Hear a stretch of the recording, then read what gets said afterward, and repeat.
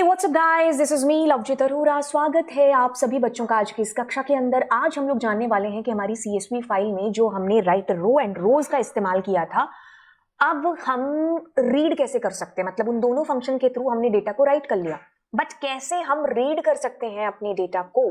तो चलिए अब देखो, राइट करने के लिए हमने राइटर का एक मतलब फंक्शन को कॉल करके उसका एक ऑब्जेक्ट बनाया था। अब यहां पर आपको रीडर को कॉल है जो करना पड़ेगा।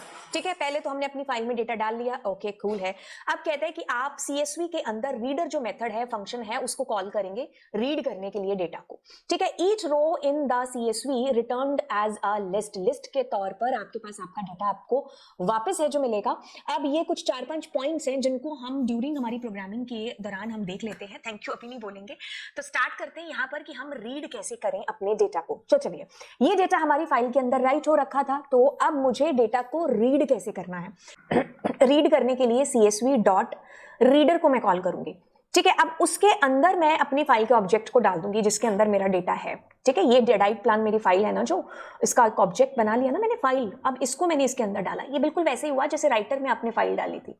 ठीक है, अगर मैंने इसका नाम शाहरुख सलमान रखा है तो मेरे को यहाँ पे शाहरुख सलमान देना पड़ेगा।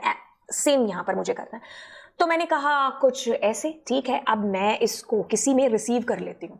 ठीक है, अब देखो, अगर मैं यहाँ पर इन सारी लाइंस को लेना चाह रही हूँ तो मैं एक लूप चलाऊंगी और मैं क्या करूंगी, प्रिंट करूंगी आई को, बार बार प्रिंट करेंगे।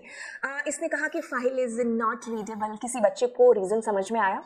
आ गया समझ में तो अच्छी बात है कि आप सीखे हो क्लास के अंदर आपको कैसी चीजें करनी है। बिल्कुल क्लोज करेंगे फाइल को एंड दोबारा से ओपन करनी चाहिए थी हमें हमारी फाइल जो कि रीड मोड में, राइट। सो वो जो डेटा आपकी फाइल के अंदर आपने राइट किया था, कौन सा, ये वाला data, that you are able to read through this reader function के थ्रू। तो क्या हुआ, रीडर फंक्शन को जैसे ही हमने कॉल किया, हमने डेटा के अंदर हमारा डेटा रिसीव किया। अब मैं एक एक करके इस लिस्ट ऑफ लिस्ट के अंदर से डेटा को फैच करके ऐसे ऐसे करके प्रिंट करा रही हूं। दैट्स इट, ये हमारा रीडर फंक्शन है। ठीक है, तो रीडर फंक्शन हमारा, अगर हम कहें कि मैं अगर इसको प्रिंट वैसे डेटा में कराना चाहूं तो हमारे पास इस तरीके से आंसर आएगा, लेकिन मुझे इसमें लिस्ट फंक्शन इस्तेमाल करना पड़ेगा। एक सेकेंड, LIS। ठीक है, तो ऐसे करके मैं इसको बिल्कुल विजुअलाइज कर सकती हूँ। आप या तो यहां पर ही यूज कर लो LIST लिस्ट। ठीक है, एक सेकेंड, या तो यहां करके आप लूप चला के कर लो, नहीं तो आप डायरेक्टली ऐसे भी है जो कर सकते हो, फॉर लूप का यूज करके IN डेटा। ठीक है, आंसर आपका वैसे भी उसमें सेम आएगा। ठीक है, तो बेहतर रहेगा अगर आप ऐसे यूज कर लेंगे तो। ठीक है, क्योंकि जब मैंने डायरेक्टली किया था तो वो एक कोड सा आपको दे रहा था, तो उसमें आपका डेटा डिस्प्ले नहीं हो रहा। हाँ, फैचिंग के टाइम पर दैट वाज कूल, बट हमेशा आप लिस्ट का इस्तेमाल करो। ठीक है, वैसे आपका डेटा लिस्ट में ही आपको रिटर्न भी है जो होता है, नहीं भी इस्तेमाल करेंगे तो भी यहाँ पर कोई दिक्कत आएगी नहीं। लेकिन डायरेक्टली अगर मैं डेटा को प्रिंट करूंगी तो मेरा डेटा वैसे प्रिंट नहीं होगा जैसे मैं चाहती हूँ, तो मुझे लिस्ट फंक्शन के थ्रू ये चीज करनी पड़ेगी। अब इसमें दो चीजें हैं। पहली चीज तो कौन सी है, this is what new line. तो इसमें आपको कोई दिक्कत नहीं थी, बिकॉज आपने अपना डेटा जब इनपुट किया था ना, तब आपने न्यू लाइन यूज कर लिया था कि जो फालतू का बीच में स्पेस आता है, हर लाइन के एंड होने के बाद हम एंटर प्रेस करते हैं तो न्यू लाइन कैरेक्टर जनरेट होता है, तो वो हमारा नई लाइन में हमें डिस्प्ले नहीं होगा। ठीक है, तो इट्स ओके अगर आपने यहाँ यूज कर लिया। अगर आप यहाँ नहीं यूज कर सकते तो आप यहाँ भी यूज कर लेना। मैं यहाँ नहीं यूज करूंगी तो भी ओके है। ठीक है, तो भी my output will be coming same, क्योंकि मैंने यहाँ पर उसको इनपुट वैसे कराया था। अब अगली चीज इसने बताई है अबाउट नेक्स्ट फंक्शन। अब नेक्स्ट फंक्शन कैसे यूज में आता है, जैसे कि मान लीजिए मैं यहाँ पर कहती हूँ नेक्स्ट। ठीक है, और इसके अंदर मैंने लिखा फाइल।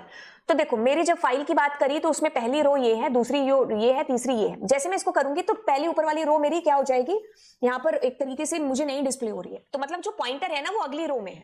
अब जैसे मैं मान लो नेक्स्ट 2 बार करती हूँ तो ये सलमान की रो भी गायब हो जाएगी। तो ये नेक्स्ट है आपको अगली लाइन तक आपकी फाइल का पॉइंटर पहुंचाने के लिए। ठीक है, ये बेसिकली उस वक्त इस्तेमाल ज्यादा होती है जब मान लीजिए मैं क्या करती हूँ, मुझे ऐसे किस्म के प्रोग्राम्स करने होते हैं कि जैसे मैंने कहा नेम एंड कॉमा मार्क्स, ये मैंने मान लीजिए एक हेडिंग दे दी। ठीक है, और यहां पर मैं नेम मान लो शाहरुख यही रखती हूँ, और इसमें मार्क्स मैं दे देती हूँ मान लीजिए कुछ 90। ठीक है, सेम मैं यहां पर करती हूँ और इसमें दे देती हूँ 99। तो अब मैं अगर मान लीजिए ढूंढना चाह रही हूँ कि किसके नंबर हैं जो वो 90 से ज्यादा है या कुछ ऐसा, तो अगर मैं मान लीजिए यहां पर कहती हूँ कि इफ इंटीजर I का जो 0 है, नहीं 0 नहीं 1, ठीक है, दैट इज ग्रेटर देन 90 है, तो मेरे पास में काम हो जाए। मैं जैसे इसको एग्जीक्यूट करूंगी तो मेरे को एरर आ रही है, तो इस केस में मेरे को क्या करना होगा, नेक्स्ट का इस्तेमाल करना होगा। तो नेक्स्ट में मैंने कहा फाइल, तो अब जो ऊपर वाला मेरा पहला कॉलम है ना वो एक तरीके से रिमूव हो गया। ठीक है, रिमूव का मतलब है कि ये इसके साथ कंपेयर नहीं हुआ, नेम और मार्क्स के साथ में। ठीक है, अब उसने सीधा ये 90 वाली लाइन सलमान की लाइन पर है जो आपका आया, तो हेडिंग को एक तरीके से हमने रिमूव किया इसके अंदर। ठीक है, तो ये चीज ध्यान रखनी है ऐसे किस्म के प्रोग्राम्स के अंदर। बाकी CSV फाइल भी हमारी टेक्स्ट फाइल ही है।